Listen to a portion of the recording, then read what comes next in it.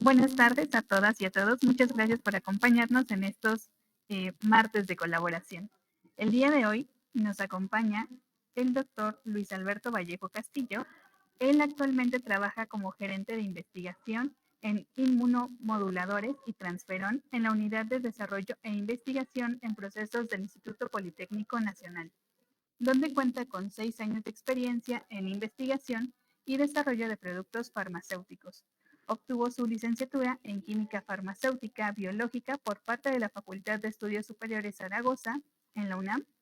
Posteriormente realizó estudios de maestría y doctorado con especialidad en farmacología en el Centro de Investigación y de Estudios Avanzados del Politécnico, en el CIMBESTAP, en conjunto con la UBD y PN, durante los cuales se especializó en la caracterización físico-química de péptidos, proteínas terapéuticas y fármacos complejos. Asimismo, participó en la secuenciación de los componentes péptidos del inmunomodulador transferón por espectrometría de masas en el 2019. Su contribución científica consta de 18 artículos publicados en revistas arbitradas internacionalmente, incluyendo Analytical Chemistry de la American Chemistry Society, Frontiers in Pharmacology y Scientific Reports de Springer Nature. En total suman 110 citas y un H-Index de 8. También cuenta con 2 artículos publicados en revistas nacionales, así como una solicitud de patente como inventor. Es miembro numerario de la Sociedad Mexicana de Inmunología, así como de la American Peptide Society y del Sistema Nacional de Investigadores, SNI, nivel 1 de 2019 a 2022. Ha contribuido con la codirección de 4 tesis de licenciatura en la Escuela Nacional de Ciencias Biológicas y actualmente funge como codirector de 2 tesis de doctorado en la Escuela Nacional de Ciencias Biológicas del Instituto Politécnico Nacional. Cuenta con 2 años de experiencia laboral en bioequivalencia, específicamente en el desarrollo de métodos analíticos por espectrometría de masas acoplada a cromatografía de líquidos para la cuantificación de fármacos de estructura pequeña en matrices biológicas. También ha participado en varios estudios de biocomparabilidad de anticuerpos monoclonales y proteínas terapéuticas empleando técnicas de espectrometría de masas como masa intacta y mapeo peptídico. Muchas gracias, doctor, por acompañarnos el día de hoy. Lo dejo para que pueda iniciar su charla. Hola, muchas gracias.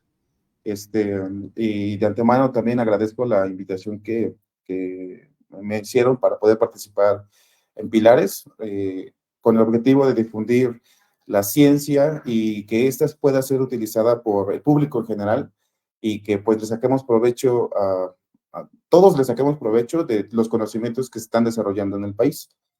Bueno, como ya lo mencionaron, pues mi desarrollo profesional y científico se ha enfocado mucho en el desarrollo de fármacos.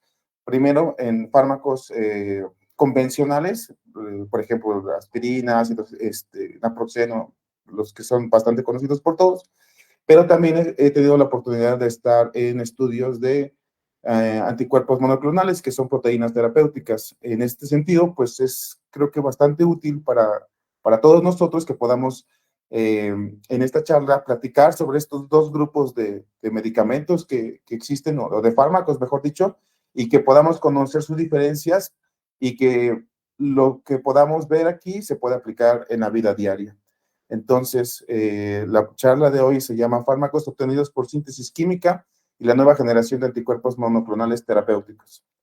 Bueno, pues creo que todos sabemos que la salud es algo muy importante para el ser humano, el sentirnos bien, el poder llevar una vida en el cual estemos sanos y podamos tener una ausencia de algún malestar que a la vez pues nos venga en maleficio de nuestra integridad, ¿no?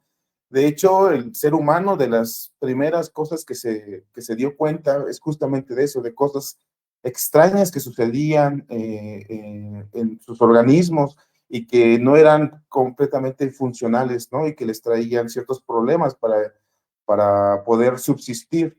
Por ejemplo, en Sánchez Ruiz, en el libro de Evolución de la Farmacia en México, pues reporta que hay ciertos figurillas de las poblaciones o de las culturas mesoamericanas en donde probablemente en lugar de hacer una expresión artística, están notado que algo no estaba bien con la salud de algunas personas. Por ejemplo, hay una figurilla que es bicéfala, que a lo mejor tiene que ver con, en lugar de una expresión artística, con un fenómeno o un evento de teratogenicidad en alguno de los habitantes de esta comunidad.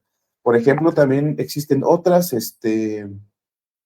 figuritas donde se alcanzan a ver, por ejemplo, algunos trastornos, por ejemplo, en esta figurita que está de la cultura olmeca, que puede estar relacionado con un mal funcionamiento de la tiroides. E incluso ya pensando en que ellos pudieran haber hecho algún tipo de manipulación de la salud con algún tipo ¿cómo se podría decir?, de intervención, pudo haber sido la trepanación de cráneos, que es bien conocido que este intento de manipular la salud se daba en culturas tanto mesoamericanas como de Sudamérica. Eh, por ejemplo, la imagen que aquí les muestro es justamente de un cráneo que fue trepanado con fines terapéuticos en Monte Albán. Pero bueno, pues igual el ser humano, y aquí como ejemplos que pongo de culturas que habitaron en lo que hoy es México, pues siempre estuvieron preocupados por la salud. Y una de las grandes herramientas que el hombre ha desarrollado a lo largo de miles de años han sido el uso de plantas y después de moléculas que pudieran modificar el curso de alguna enfermedad, de corregirla. Entonces, de las primeras expresiones que se encontraron a nivel internacional en culturas primigenias, como por ejemplo en los egipcios, la cultura china, o aquí, por ejemplo, les traigo ejemplos de la cultura, de culturas mesoamericanas, pues fue el uso de plantas medicinales, precisamente para usarlas en beneficio de la salud de las comunidades de aquella época. Por ejemplo, una expresión artística de este uso medicinal de las plantas se encuentra en el mural de Pantitla, perdón, que pertenece a la cultura teotihuacana, en donde se observa cómo, bueno, en varias escenas se observa cómo algunos individuos que se dedican a extraer sustancias de las plantas, aplicar, por ejemplo, ciertas, ¿cómo se puede decir? Cubrir heridas o algún tipo de zona del cuerpo humano que sufriera dolor para calmar algún tipo de síntoma. Por ejemplo, el ardor, el dolor, comezón.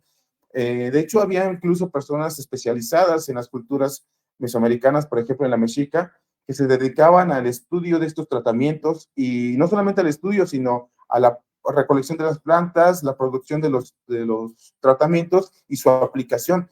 En este sentido, en la cultura mexica existía la figura del Panamacani, que eran ya de las primeras personas que se dedicaban a aplicar estos conocimientos en beneficio de la salud de los pobladores mexicas en este caso. Y traigo a colación también estos ejemplos para que nosotros sepamos de que las culturas que dieron origen posteriormente a México, pues tenían también este tipo de conceptos y que eran conscientes y tenían un buen grado de conocimiento de la naturaleza. Uno de los vestigios más importantes que se tiene en México y a nivel internacional es el Códice de la Cruz Badiano, que fue escrito por un indígena, perdón, Martín de la Cruz, y también fue traducido por una persona versada en el latín, que fue en ese caso Juan Badiano. Este códice es muy importante para la cultura mexicana, la cultura herbolaria, porque aquí se recopila una gran cantidad de plantas medicinales que en su momento fueron ocupados de forma extensiva por los pobladores nahuas del centro de México para tratar distintos padecimientos. De hecho, gracias a todo este conocimiento que se tiene y la importancia de este códice, pues ustedes lo pueden consultar de forma gratuita en línea. Aquí les pongo el link para que puedan ver el detalle y el ¿cómo se podría llamar? Pues las habilidades del artista que grabó estos grabados y que a su vez deja el legado de cómo realizar los preparados medicinales. Tanto es así que pues este uso de remedios herbolarios está muy arraigado en la cultura mexicana. Muchos de nosotros de pequeños, y principalmente los que tuvimos la fortuna de vivir en el interior de la República, pues estuvimos con las abuelitas que nos daban este tipo de remedios para cualquier mal, ¿no? Por ejemplo, ¿quién no ha tomado un té de manzanilla, por ejemplo, cuando tiene algún malestar gastrointestinal? Por ejemplo, también a mí de niño, y supongo que muchas de las personas que nos que están oyendo esta charla, pues también les habrán dado en su momento algún tipo de té como de gordolobo, como un antitusivo, cuando teníamos, por ejemplo, tos de pequeños. O, por ejemplo, también aquellos niños que llegaron a ver o que todavía ven a las personas mayores que tienen sus infusiones de ruda con alcohol y que las aplican de forma tópica para calmar dolor, o también últimamente que se ha puesto también muy de moda el aloe vera para muchos fines, ¿no? Y como bebida. Entonces, pues aquí están muestras de la herencia de esa cultura. Muchas de estas plantas vienen ya de Europa, pero pues está aquí la importancia de cómo puede utilizar la naturaleza en beneficio de nosotros.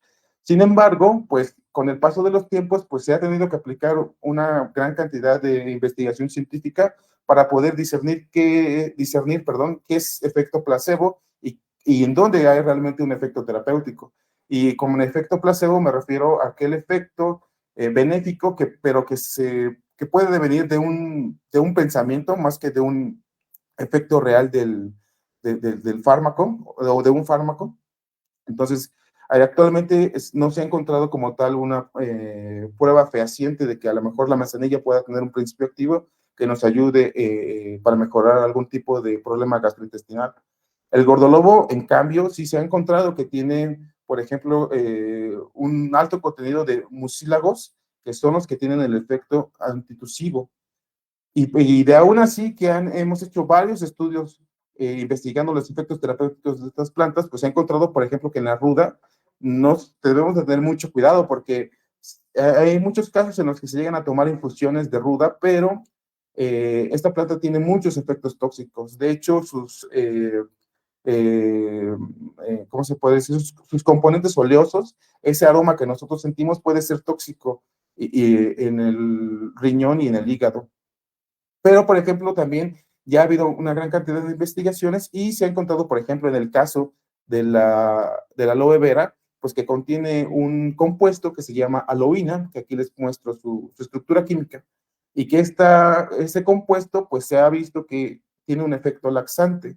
Sin embargo, pues igual, con el paso del tiempo se ha observado que estas moléculas que contienen estas plantas, como ya lo dije, son tóxicas y también depende mucho de su efecto terapéutico de la dosis en la que se pueda administrar. Dado que es tóxica, pues entonces las agencias regulatorias tienen que entrar en acción para poder controlar en algunos casos el uso de estas moléculas ya puras. Por ejemplo, la FDA hace unos 3 años emitió un comunicado en el cual la aloína, que es el compuesto laxante que les comentaba que contiene la sábila o el aloe vera, no puede ser vendido sin receta médica, debido a que se debe tener un control de este compuesto para que no ejerza efectos tóxicos.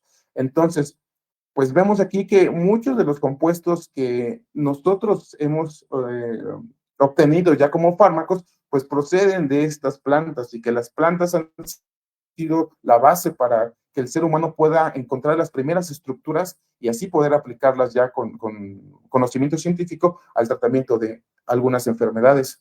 Uno de los casos más simbólicos y que igual seguimos en contacto todos con él, de cómo ha pasado, cómo la ciencia ha estudiado las plantas y nos ha devenido en un fármaco, es el ácido acetil salicílico.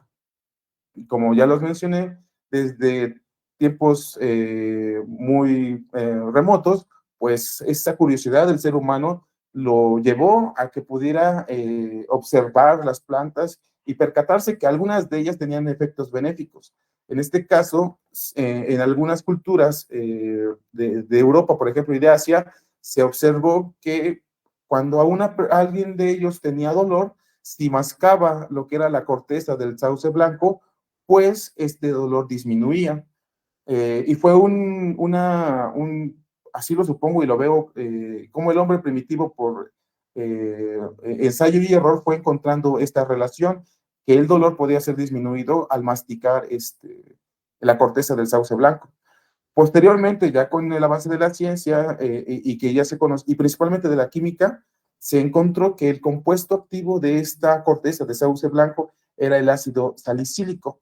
Y entonces, pues se pudo extraer de la planta, después se pudo ocupar la química para poder hacer la síntesis de este compuesto, poniéndole grupos aromáticos como grupo alcohol y este ácido carboxílico a un anillo de benceno, y boom, se encontró que podíamos generar de forma artificial, si lo queremos llamar así, el principio activo de la corteza del sauce blanco. Y a principios del siglo XX, pues este compuesto era muy utilizado como un analgésico. Sin embargo, este compuesto como tal, el ácido salicílico, pues como su nombre lo dice, es ácido.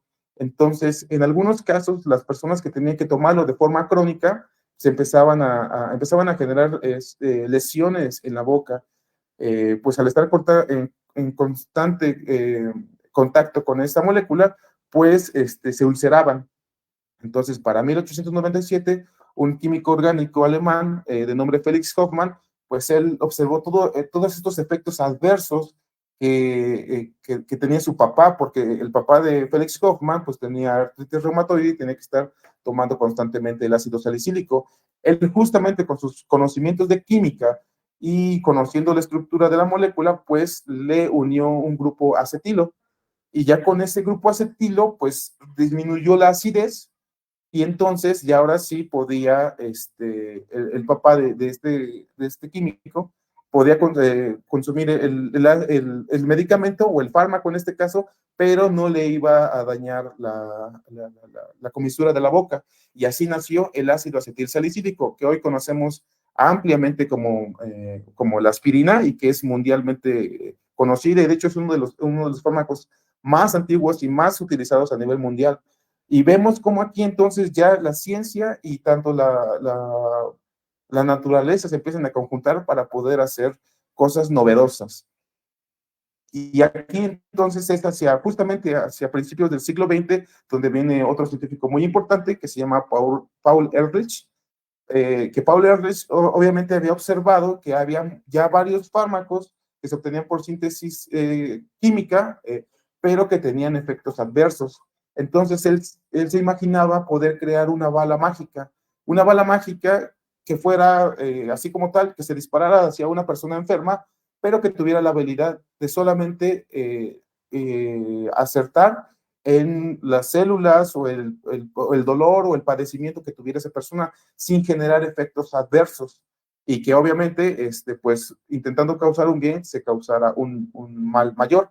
Por ejemplo, en su época de Paul Ehrlich, estaba muy diseminada lo que es la sífilis y uno de los tratamientos que se ocupaba para la sífilis, que sabemos que es una enfermedad causada por una bacteria, se ocupaban tratamientos a base de mercurio, y lo cual era muy tóxico y pues la persona podía tener opciones para sanar, pero a costa de efectos tóxicos severos. En este caso, pues, todos sabemos que el mercurio actualmente es considerado un elemento muy tóxico, y pues él quería generar una bala mágica. Entonces empezó a utilizar aquí la herramienta de síntesis química para poder generar compuestos a partir en este caso, del arsénico, y tener un fármaco que pudiera resolver el problema de la sífilis sin tener tantos efectos adversos.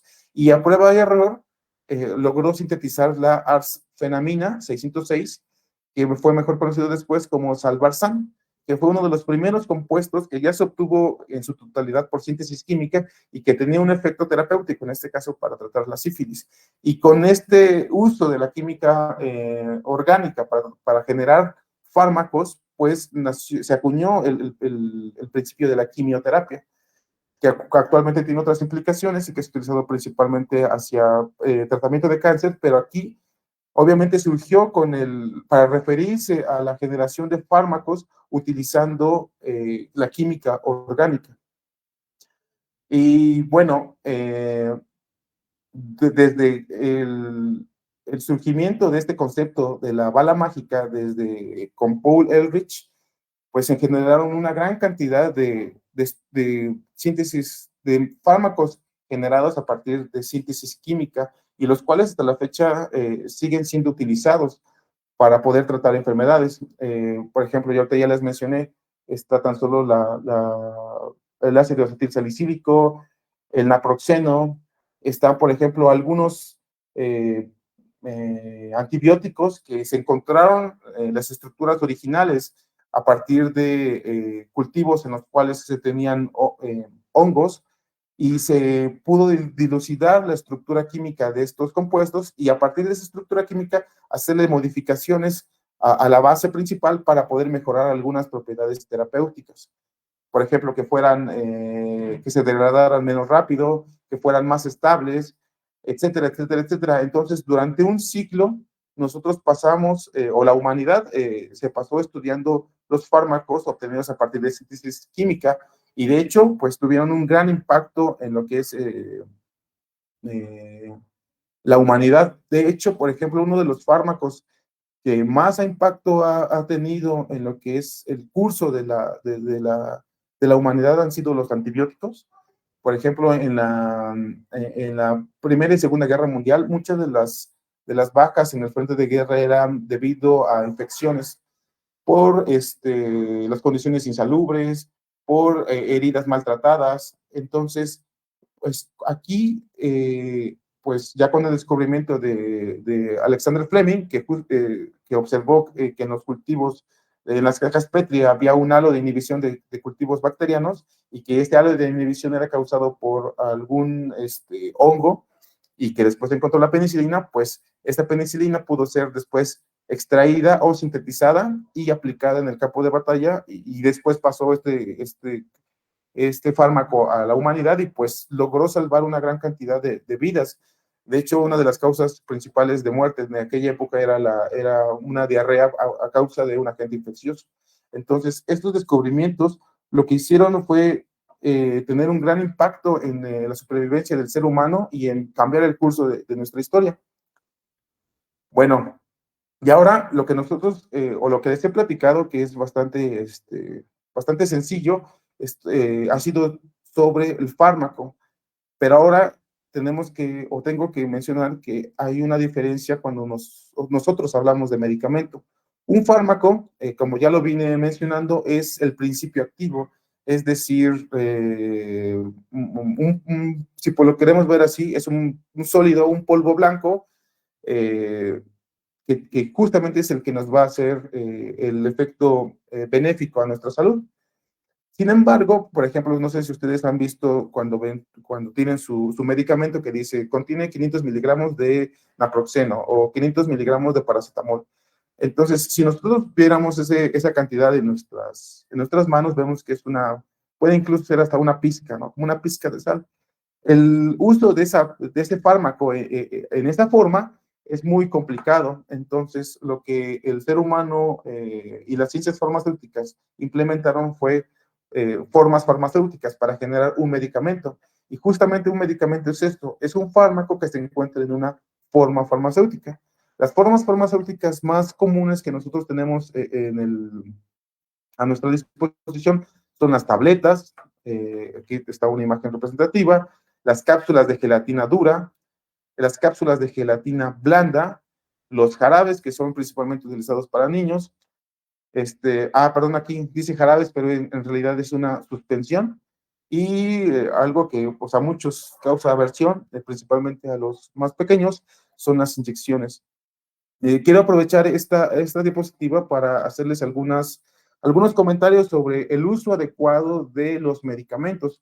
No es cualquier cosa que nosotros estemos utilizando un medicamento. Cuando ustedes vean un medicamento en su mano, ustedes tienen en ella una gran cantidad de investigación, de años y de conocimiento que la humanidad ha puesto en esa cápsula, en esa tableta, para que ustedes o nosotros podamos preservar la salud. Entonces hay algunas prácticas que son inadecuadas y que llevan a la falla terapéutica de este medicamento. Entonces, no tomen las cosas a la ligera. Por ejemplo, en el caso de las tabletas, en muchos casos se tiende a trozar la tableta cuando nos los indica nuestro médico y es adecuado. Sin embargo, debemos de tener esa indicación explícita de nuestro médico tratante, porque hay algunos fármacos que tienen, perdón, algunos medicamentos, algunas tabletas que tienen un recubrimiento entérico. Este recubrimiento entérico lo que hace es que va a proteger a la tableta, en este caso, para que no se disuelva y no libere el medicamento, por ejemplo, a nivel del estómago, porque si lo libera ahí, el fármaco se puede degradar y al final no vas a tener ningún efecto. Entonces, lo que ha ideado las ciencias farmacéuticas es colocarle un recubrimiento entérico para que entonces la tableta pueda pasar el estómago intacta, pero cuando llegue a los intestinos, ahí se pueda disolver y ahí liberar el fármaco, ya sin riesgo de que pueda ser degradado por los ácidos gástricos de la persona, y entonces ya en el intestino poder ser absorbido y el fármaco que pueda entonces ya ejercer el efecto terapéutico para el cual fue diseñado. Entonces, ojo con hacer esta práctica de cortar las tabletas. Debemos de estar seguros de que al hacerlo no estamos destruyendo algún tipo de sistema como de cubierta entérica. O por ejemplo, hay otro caso en productos que pueden tener un recubrimiento que los hace que sean de larga duración, de liberación prolongada, y que también al romperlo, pues estamos destruyendo ese sistema que nos va a mantener el medicamento en circulación durante más tiempo. En el caso de las cápsulas de gelatina dura, también están diseñadas para tomarse así como están. No se vale tampoco abrirlas y tomarse el polvito. En algunos casos, la cápsula también tiene el objetivo de proteger al contenido. Entonces, deben de consultar a un farmacéutico o a un médico, en este caso, si es necesario realizar este tipo de práctica. ¿Cuál otra? Por ejemplo, lo que también he visto es que en el caso de las suspensiones, estas suspensiones a lo que se refiere es que tienen un sólido que no es soluble completamente en agua, y entonces está suspendido en el solvente, que en este caso puede ser agua. Y entonces, en el caso de las suspensiones, tienen que agitarlo cada vez que ustedes van a hacer una administración. Y obviamente, esto es una invitación a que todos hagan buen uso de los medicamentos. Todos ellos ya traen su instructivo, entonces síganlo, por favor.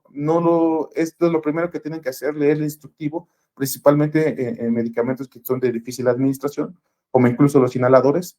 Entonces, léanlos y al hacer esto van a ustedes asegurar el correcto funcionamiento del medicamento, y pues se van a ver beneficios tangibles en su salud. Bueno, entonces, como les comentaba, todos estos medicamentos contienen en ellos principios activos que son principalmente obtenidos por síntesis química. Actualmente estos fármacos, que estamos bastante ya acostumbrados a ellos, son muy bien conocidos. Se conoce su estructura, se sabe exactamente cómo están conectados los átomos unos con otros, se conoce incluso cuál es la orientación en el espacio de estas moléculas, y se tienen caracterizados al 100%. De hecho, al ser pequeñitos, el nombre que se les da es Small Molecule Drugs o fármacos de molécula pequeña, y como les digo, son muy, muy bien conocidos ya por todos. Incluso, como les decía, se conoce el arreglo tridimensional de algunas estructuras, por ejemplo, la talidomida, que aquí, en el caso de las formas quirales, pues sabemos que, por ejemplo, en el caso de mi mano, pues solamente tiene una orientación, y a pesar que las dos manos se parecen, no son superponibles. Entonces, estos son compuestos que realmente se están viendo como un espejo, pero que si tú los puedes sacar, el reflejo del original, no son idénticos. Entonces, esto es lo que se llama un compuesto quiral, y entonces en muchos casos, como la talidomida, uno de ellos puede tener un efecto y el otro puede tener un efecto completamente contrario. La talidomida en el siglo pasado se ocupó principalmente para aliviar efectos de lo que son las náuseas en las mujeres embarazadas, pero eso era una de las formas. La otra era la que generaba teratogenicidad, es decir, malformaciones en los fetos. Entonces, bueno, pues estos fármacos se ha tomado mucho control. Ahora, otra de las recomendaciones que se tiene para estos fármacos es seguir las prescripciones tal cual como lo dice lo indica el médico. Por ejemplo, si les dice tómense una tableta o una cápsula cada 8 horas, háganlo, porque lo que están haciendo es mantener la concentración de estos fármacos en torrente sanguíneo dentro de esta área verde, que es donde se conoce que es el efecto terapéutico. Entonces, al estar en circulación o en su torrente sanguíneo concentraciones dentro de esta ventana verde, pues su recuperación o el efecto del fármaco, sea cual sea, pues lo van a asegurar. Sin embargo, cuando ustedes toman una tableta o a las 8 de la mañana y les tocaba otra a las 4 de la tarde, pero se les olvide y lo pasan a las 10 de la noche, pues entonces la dosis va a estar por aquí, o la concentración va a estar por aquí abajo y pues no van a tener ningún efecto. Sin embargo, si les tocaba una a las 8 y se les olvidó que se las tomó y a las 8:30 se pueden tomar otra, pues hay fármacos que entonces, si pasan a este nivel de concentración, les va a generar un efecto tóxico, el cual puede ir de mareo, vómito, perdón, y problemas renales, etcétera, etcétera, etcétera. Entonces también tengan cuidado con esas recomendaciones.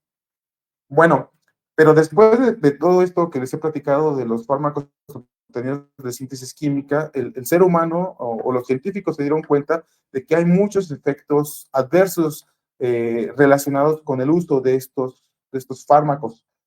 No solamente mareo y vómito, que son los que se podría ver de forma instantánea, sino a largo plazo, por ejemplo, úlcera gástrica, en el caso del uso prolongado de los AINES, por ejemplo, en la artritis reumatoide, problemas renales, incremento de la presión arterial, retención de líquidos, reacciones alérgicas. Entonces, una de las ventajas de estos fármacos de moléculas pequeñas es que no son específicos. Generalmente, uno de estos fármacos va a inhibir una actividad de nuestro organismo y al mismo tiempo va a estar inhibiendo otras actividades secundarias que son donde se originan generalmente los efectos adversos. Entonces, viendo esta desventaja, pues el ser humano, como les digo, por su gran curiosidad que tiene y por buscar que siempre nosotros tengamos salud, pues empezó a idear otras formas de tratar las enfermedades. Actualmente ya se tienen 3 grupos bien definidos de fármacos. Las moléculas pequeñas, que ya les comenté, que son con estructuras bien conocidas y que se conocen al 100%, pero también tenemos moléculas complejas. En este caso, uno de los grupos de moléculas complejas son los anticuerpos monoclonales, que ahorita les voy a hablar de ellos, pero también están fármacos biológicos complejos, que son medicamentos o fármacos que tienen miles de millones de moléculas y que aún así han mostrado ser efectivas o eficaces, seguras y que tienen calidad. Pero bueno, lo que resta de la charla les platicaré de los anticuerpos monoclonales y para otra ocasión les podría platicar de fármacos biológicos complejos. Bueno, ahora, viendo todas esas, la desventaja principal de los fármacos de moléculas pequeñas eh, que son inespecíficos, por decirlo así, entonces el ser humano empezó a buscar otra herramienta que igual pudiera ayudarnos para resolver nuestras enfermedades, pero que tuviera la ventaja de ser más específico. Y justamente la encontró en una proteína que tenemos los seres humanos. Todos los seres humanos tenemos lo que son estas moléculas que son anticuerpos tipo IgG. Entonces, estos anticuerpos nosotros los podemos generar o los generamos de forma natural contra una gran cantidad de patógenos. Por ejemplo, ahorita durante la pandemia fue muy conocido que se buscaba que las personas que habían tenido una infección por COVID, claro, a inicios de la pandemia, pues, y si habían sobrevivido en muchos casos, pues entonces lo que se hacía era que ellos donaban su sangre, de esa sangre se obtenía el plasma o suero, y en este suero es donde se encuentran estas moléculas, estas proteínas, que son anticuerpos y que están compuestos por cuatro subunidades, 2 cadenas pesadas, 2 cadenas ligeras y que en esta parte, se puede decir que en los extremos de los dos brazos superiores, pueden reconocer a un antígeno y este antígeno lo pueden reconocer de forma específica, o sea, pueden reconocer esa molécula y no otra. Entonces, estas personas que habían sobrevivido a una infección por COVID, pues en sus sueros o en su plasma se encontraban anticuerpos que podían reconocer al virus del SARS-CoV-2. Entonces, este es un fenómeno natural y muy importante que llamó la atención del ser humano para que entonces, mediante tecnología del ADN recombinante, pues pudiera obtener estas moléculas y no solamente producirlas contra virus y bacterias, sino también para otros, con otros fines, que ahorita se los voy a explicar. Estas moléculas, estos anticuerpos terapéuticos monoclonales, como ya les dije, se obtienen de cultivos celulares, es decir, se tienen células que se ponen en un tanque y a estas células se les inserta la orden para que puedan producir estos anticuerpos. Estos anticuerpos van a ser después purificados de estos cultivos y así vamos a obtener el fármaco, que es una proteína, que ya les mostré cómo es su estructura. Bueno, pues estos anticuerpos monoclonales son gigantescos si los comparamos contra los fármacos de molécula pequeña. En esta imagen les muestro la comparación entre un anticuerpo monoclonal y la aspirina. Como pueden ver, es muchísimo más grande esta molécula, el anticuerpo monoclonal, que la aspirina. Y esto lo hace en sí ya una molécula compleja. De hecho, en el caso de un anticuerpo monoclonal como el trastuzumab, la complejidad es tal que en este medicamento o en este fármaco nosotros encontramos 5 anticuerpos diferentes, pero diferentes de forma muy sutil, es decir, que tienen la misma secuencia de aminoácidos, pero que difieren en algunas glicosilaciones que les pueden dar actividades distintas. Y justamente esta heterogeneidad es intrínseca de estos productos y que ya creo que muchos han escuchado hablar de estos anticuerpos. Ahorita les voy a mostrar unos ejemplos. Y actualmente nosotros tenemos las herramientas para poder no solamente producirlos a gran escala, sino también caracterizar su estructura y poder determinar su calidad y que sean eficaces y que sean seguros. Por ejemplo, nosotros ocupando técnicas de espectrometría de masas podemos determinar su tamaño, podemos determinar si tienen moléculas adicionales o glúcidos, en este caso, que puedan modificar su actividad terapéutica que estos ensayos se pueden complementar, por ejemplo, con estos perfiles de glúcidos y determinar si pueden tener algún tipo de, de efecto secundario. Ahora, hablando de efectos secundarios, pues no, estos anticuerpos como tal no son la panacea, no es que van a resolver todo lo que los fármacos de molécula pequeña no pueden. Hay varias desventajas que cabe aclarar. Para producir estos anticuerpos monoclonales se necesita una gran cantidad de recursos. Es muy caro, de hecho, no sé, las personas que estén escuchando y que hayan visto que en sus familias que tienen la necesidad de comprar estos medicamentos o de que se los provea el sector salud, las dosis pueden costar hasta 80,000 pesos cada una. Y a veces se requieren una gran cantidad de dosis en un corto periodo de tiempo, me refiero a un mes. Principalmente son diseñadas para cáncer. Por ejemplo, tenemos a rituximab, uno de los anticuerpos monoclonales más, más vendidos, justamente para este padecimiento. Entonces, son muy caros, generalmente no están al alcance del bolsillo de la gran cantidad de la población. Otra de las desventajas es que son proteínas y nosotros sabemos que estas estructuras proteicas son menos estables que los fármacos de moléculas pequeñas, entonces generalmente nosotros los vamos a encontrar en solución y van a tener que ser resguardados en refrigeración o necesitan estar forzosamente liofilizados. Otra de las desventajas es que a diferencia de los fármacos de molécula pequeña, generalmente bueno, no generalmente, siempre se tienen que ser administrados por alguna vía de administración inyectable o parenteral. Tiene que ser subcutánea, intravenosa, etcétera. Entonces, es otra desventaja. Entonces, también su aplicación es un poco más difícil. Actualmente se ha buscado la manera de que estas proteínas sean más estables De hecho, estos anticuerpos que les estoy mostrando son de humano. Se ha visto incluso que los camellos y los tiburones tienen también anticuerpos, pero son distintos. En el caso de los camellos, los anticuerpos son más pequeños y son mucho más estables a la temperatura. Entonces, actualmente hay investigaciones para desarrollar nano anticuerpos a partir de las estructuras de los camélidos que sean más estables y que puedan ser transportados sin necesidad de una red de cadena fría, ¿no? Y finalmente, pues ya nada más para cerrar, pues aquí están listados generalmente los anticuerpos terapéuticos monoclonales más distribuidos a nivel internacional. Tenemos, por ejemplo, adalimumab, rituximab, infliximab, trastuzumab, alemtuzumab, cetuximab, etcétera, etcétera, etcétera. Aquí están sus nombres comerciales. Generalmente todos estos son anticuerpos, como ya les mencionaba, tipo IgG, IgG1, y sus blancos, es decir, hacia lo que van dirigidos son a componentes que están involucrados principalmente en enfermedades inflamatorias. Por ejemplo, adalimumab es un anticuerpo que se obtuvo y se generó, se diseñó completamente para que reconociera no a un virus o a una bacteria, sino que reconociera una molécula propia del ser humano, que es el TNF-alfa, para así poder controlar la inflamación en la artritis reumatoide.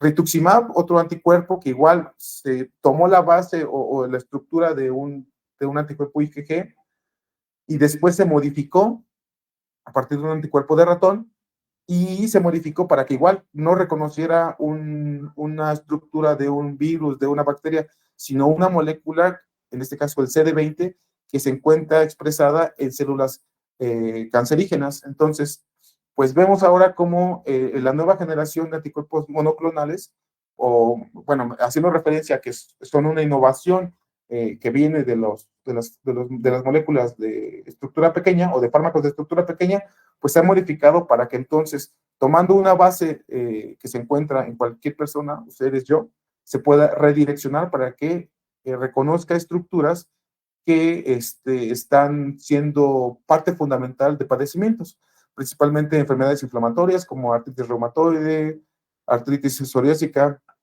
o algo más complicado como son el cáncer, como el linfoma de No-Hodgkin, leucemia linfocítica crónica, etcétera, etcétera, etcétera.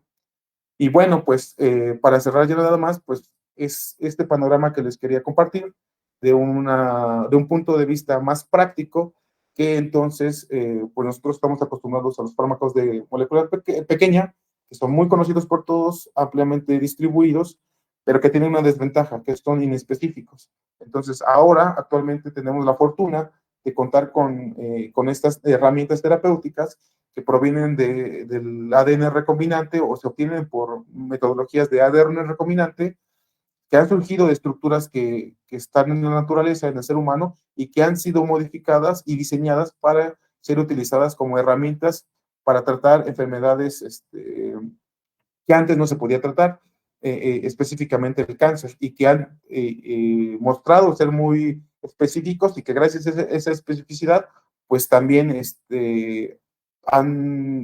cambiando el curso de la humanidad para resolver enfermedades que antes no se tenía cura. Y bueno, por mi parte, en cuanto a la charla, sería todo. Muchas gracias, doctor. Tenemos varias felicitaciones, comentarios y algunos stickers que nos dejaron en el chat. Entonces, lo invito a que una vez que terminemos, pues se dé una vueltecita. Okay. Le voy a leer algunas de las preguntas que tenemos. Y sí. La primera está relacionada con lo que nos habló casi al inicio de la charla sobre las plantas.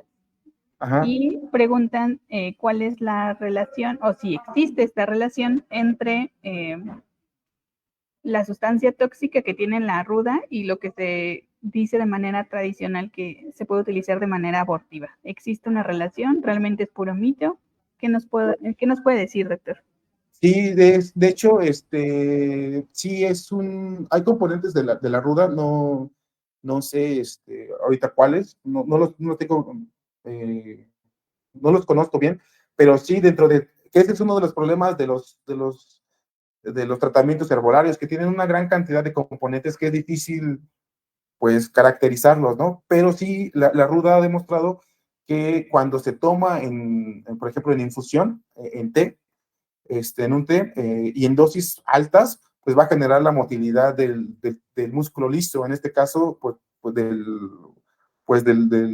útero, y puede inducir lo que son los abortos. Tradicionalmente hay plantas de este tipo, como la ruda, que se han ocupado con ese fin.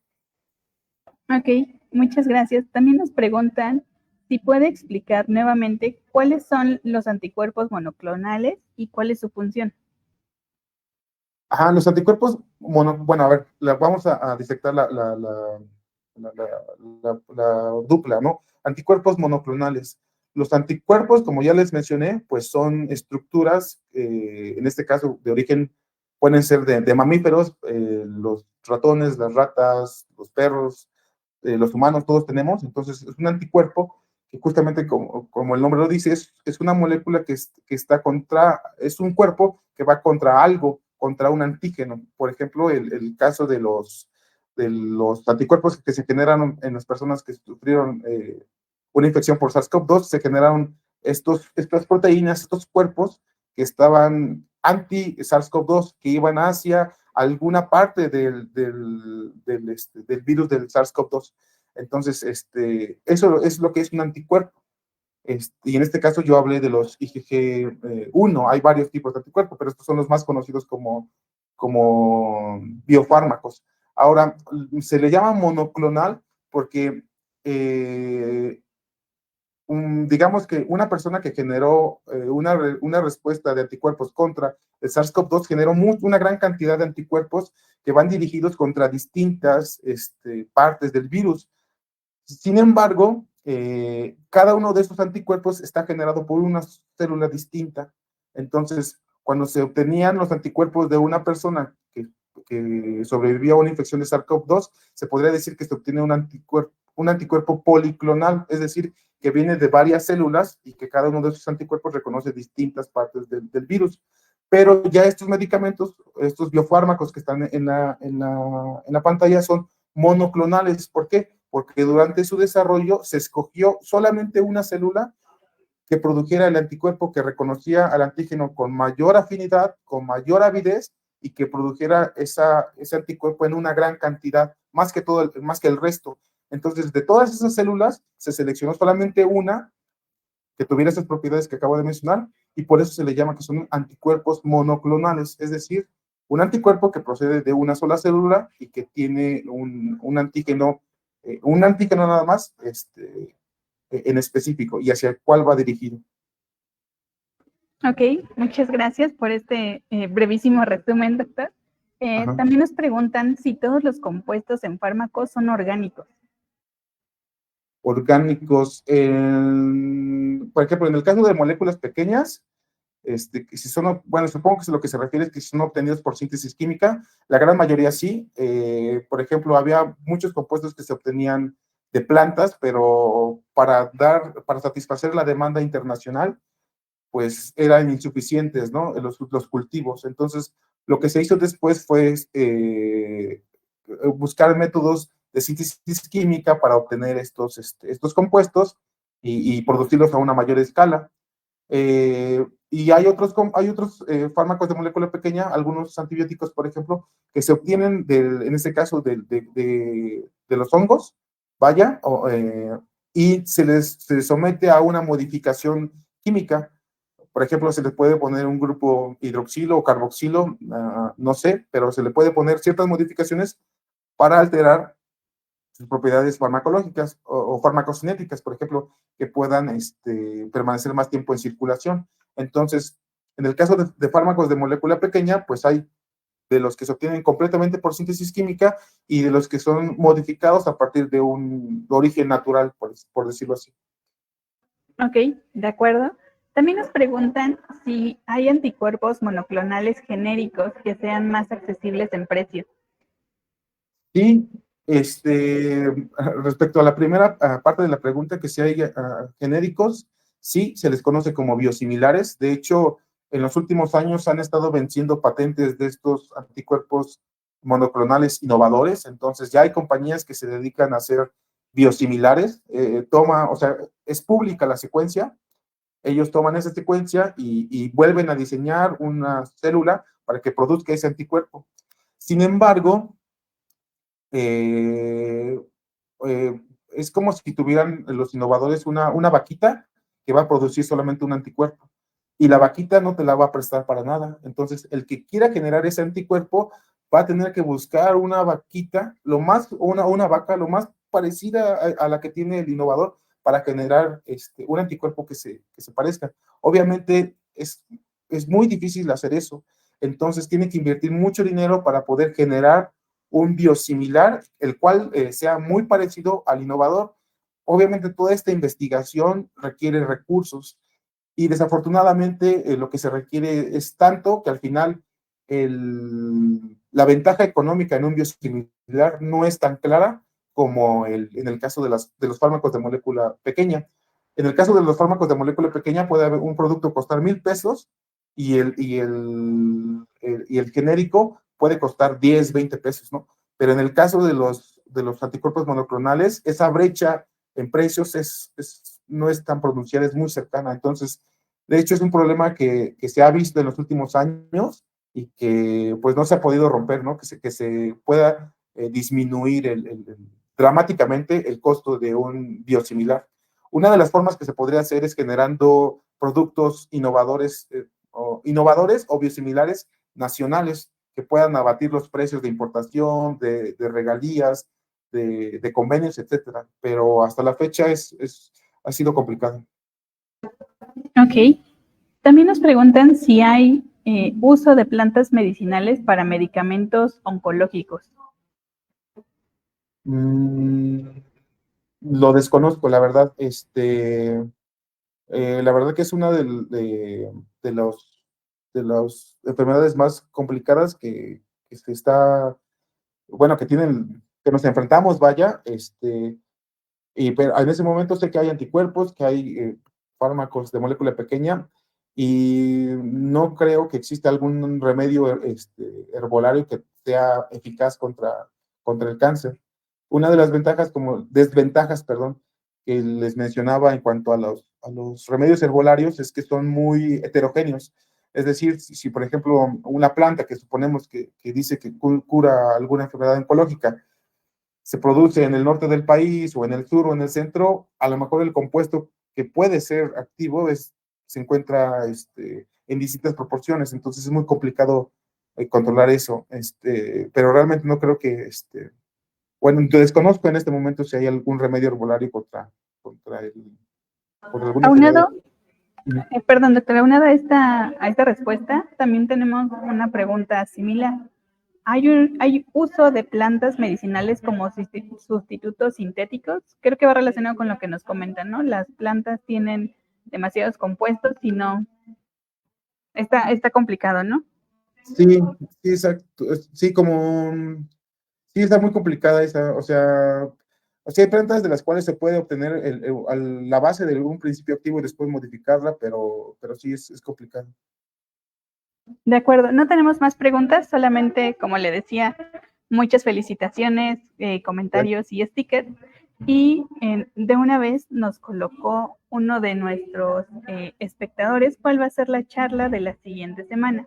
El próximo martes 27 nos va a acompañar el doctor Enrique Estudillo con el tema La barrera hematoencefálica, barrera o portal de comunicación entre el cerebro y el resto del cuerpo. Entonces, las y los invitamos para que el siguiente martes se conecten. También este viernes de Tecnociencia tendremos otro webinar. Y bueno, doctor, lo dejo para que se despida.